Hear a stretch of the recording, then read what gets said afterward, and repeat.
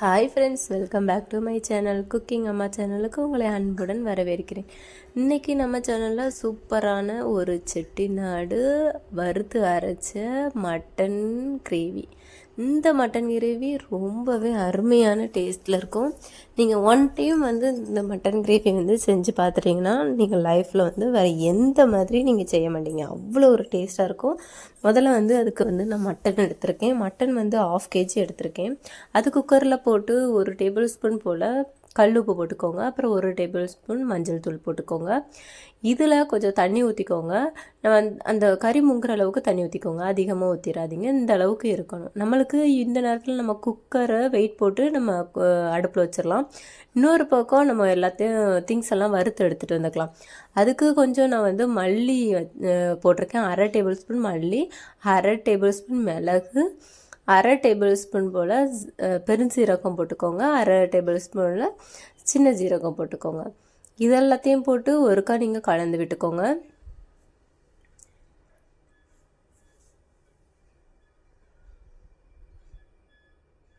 அப்புறம் ஒரு 5 வரமிளகாய் எடுத்து வச்சுருக்கேன். அதையும் இதோட போட்டு நல்லா கொஞ்சம் வறுத்து எடுத்துக்கோங்க. பொன்னிறமாக வதங்கக்கூடாது, ஓரளவுக்கு நம்மளுக்கு வதங்கிச்சுன்னா இந்த டைமில் நம்ம எடுத்துக்கலாம். இப்போ அதே பேனில் நான் ஒரு அரை முறைக்கு பாதி தேங்காய் எடுத்து வச்சுருக்கேன். அந்த தேங்காயும் போட்டு அது கூட ஒரு 15 சின்ன வெங்காயத்தை போட்டு நல்லா வறுத்து எடுத்துக்கோங்க. இதுவும் பொன்னிறமாக வதங்கக்கூடாது, மீடியமான அளவுக்கு நம்மளுக்கு வறுபட்டு தனித்தனியாக பிரிஞ்சு வரணும். இந்த மாதிரி வரணும். இந்த மாதிரி நேரத்தில் நம்ம எல்லாத்தையும் எடுத்துக்கலாம். எடுத்துட்டு அதெல்லாம் மிக்ஸி ஜாருக்கு போட்டு நீங்கள் அரைச்சி எடுத்துகிட்டு வாங்க. நான் ஒரு மண் சட்டி வச்சுருக்கேன். இன்றைக்கி இது மண் சட்டியில் வைக்கும்போது டேஸ்ட் வேறு லெவல் டேஸ்ட்டாக இருக்கும்.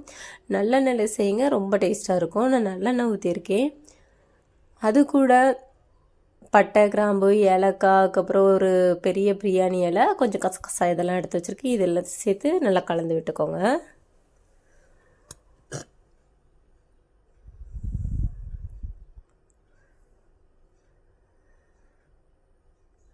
இப்போ நான் சின்ன வெங்காயத்தை இந்த மாதிரி குட்டி குட்டியாக கட் பண்ணி வச்சுருக்கேன். அந்த வெங்காயத்தை இதோட சேர்த்து நல்லா கலந்து விட்டுக்கலாம்.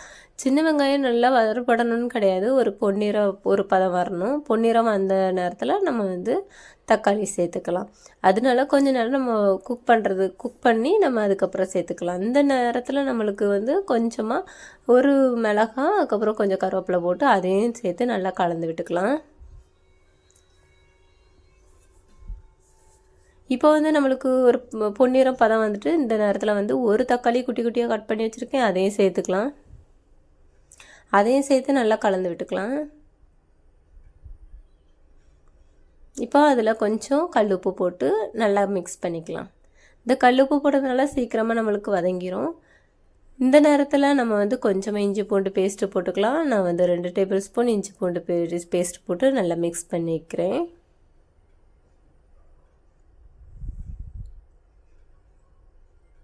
இப்போ கொஞ்சம் புதினாத்தலை, கொஞ்சம் மல்லித்தலை போட்டு இதோட சேர்த்து நல்லா மிக்ஸ் பண்ணிக்கோங்க. இந்த புதினாத்தலை போடும்போது அந்த கிரேவி இன்னும் கொஞ்சம் ஒரு ஸ்மெல் வாசம் இன்னும் கொஞ்சம் கூடுதலாக நம்மளுக்கு கிடைக்கும். அதனால தான் நான் புதினாத்தலை போட்டிருக்கேன். நீங்கள் பிரியாணி எல்லாம் இருந்தால் கூட கொஞ்சம் போடலாம், இன்னும் நல்லாயிருக்கும், வாசம் சூப்பராக இருக்கும்.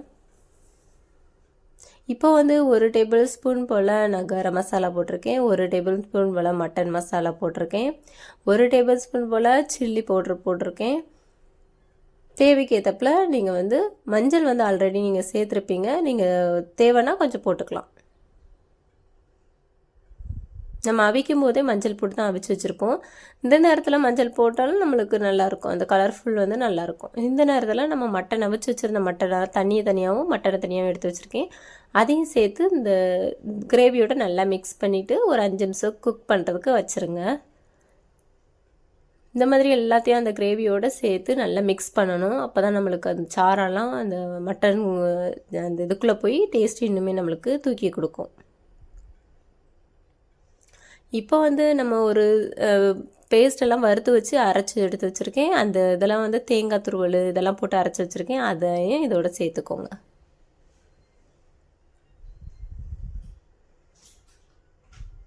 அதையும் இதோட சேர்த்து நல்லா கலந்து விட்டுக்கோங்க.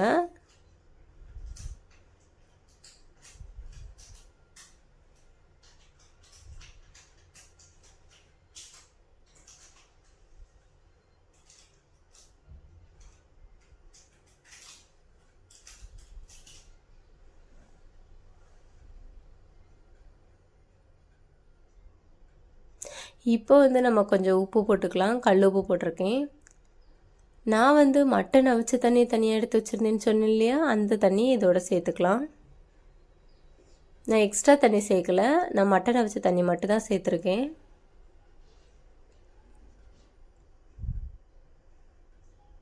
இப்போ நம்ம ஒரு மூடி போட்டு மூடி வச்சிடலாம்.